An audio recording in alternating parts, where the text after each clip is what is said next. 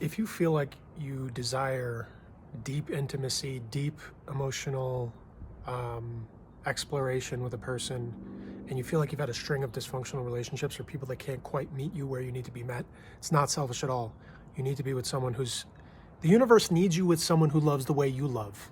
Because otherwise you're just pouring this immense love from God out of your heart into nothing, just hitting brick walls, begging, pleading, haggling with people to give you just your bare basic minimum needs in a relationship.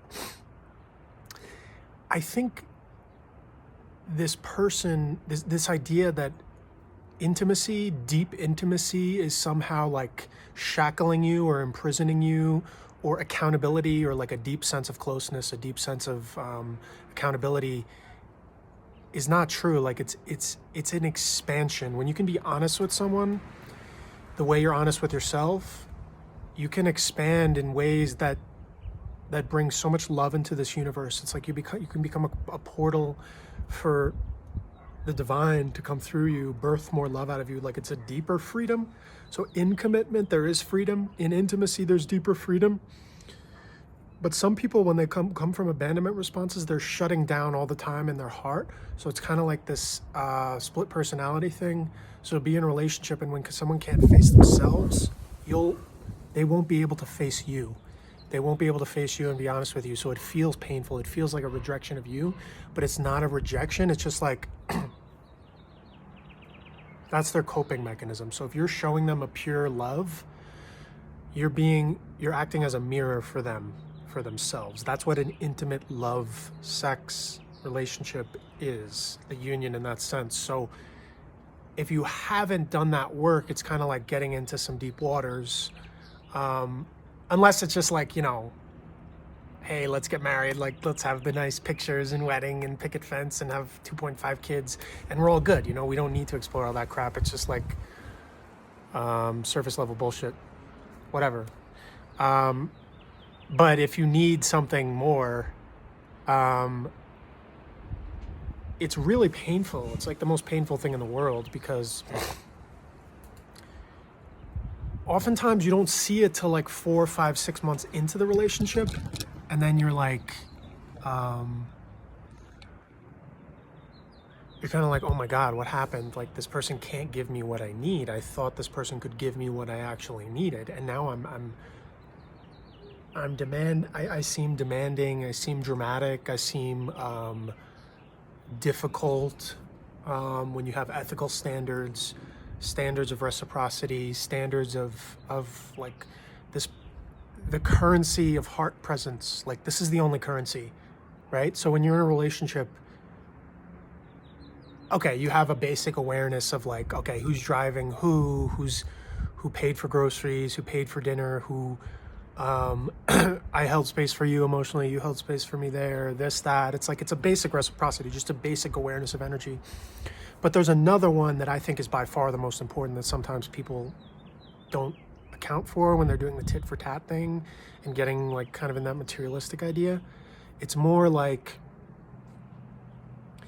people can shut down and go like 10 billion miles away for like 2 days or something, totally shut down, totally shut you out.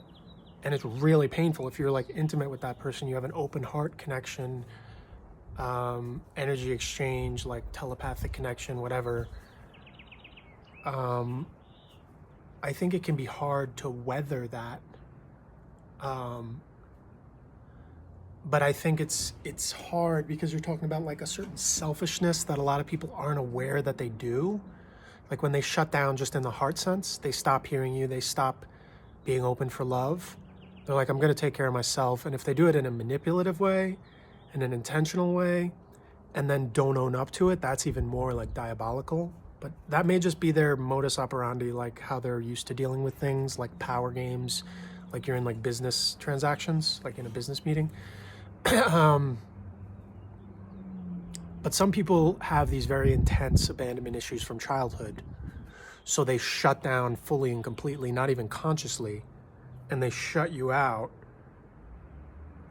And I think it's hard for people that are just used to being more open-hearted, and they don't treat it like a business transaction, or like someone is there to just serve all your needs, be like a stand-in, like a mannequin. So it's like the more pure your intentions, the more you'll just be baffled and like mind boggled by some of the tactics of people in this world. Like, but it's just the status quo almost, because it's such a screwed up world that the bar is so low for emotional intelligence, emotional accountability, emotional honesty, that if you're a quality person, ethical, purity, you're like, hey, this is the bar, this is where I'm at, I'm not going to accept anything less. It's a little bit slim pickings in this world. Like, you got to be, it just is what it is. And, you know, you can take that as elitism, because it is elitism. Purity is elitism. You're saying to the world, I am sacred. I am valuable. I am loving. The love I offer from my heart, the energy I offer from my soul, from my essence, sacred, pure. That is the riches that you offer this world. So you are fully justified in saying, hey, I offer very high value, very high love, very high commitment, very high enhancement and love and protection and care. I give everything of my soul to this person. Yes, you're fully in your rights, and you're totally deserving of someone like that. So don't ever let anyone tell you that you should lower your standards, although in this day and age it's a little bit crazy. It can feel like a wasteland in terms of ethics, spiritual principles, spiritual work. Like a spiritually bankrupt world is now being shown for what it is. So the intimacy thing is hard, because some people like kind of pop in and out of intimacy, whereas me, it's like 1,000% all the time, but not in the sense that you can't have freedom. Like, intimacy and trust builds a freedom. That's the paradoxical part of it. When you fully trust a person, I think it's extremely rare in this universe.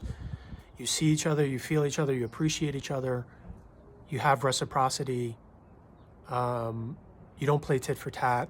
You're givers. Natural givers can sometimes get taken for granted because you're just always giving, you always have an open heart. You don't realize that there's people out there that are kind of takers. They're just takers because it's all they ever knew, maybe in their family and their friends and their past relationships, operating from lack, operating from like a spiritually lack bankruptcy mindset. Like, I need to take, I need to protect, I need to hoard, I need to have, act like I'm in a business meeting, play defensive, and that's not real love. That's not real love. That's like some conditional love, slave contract, hostage situation bullshit. So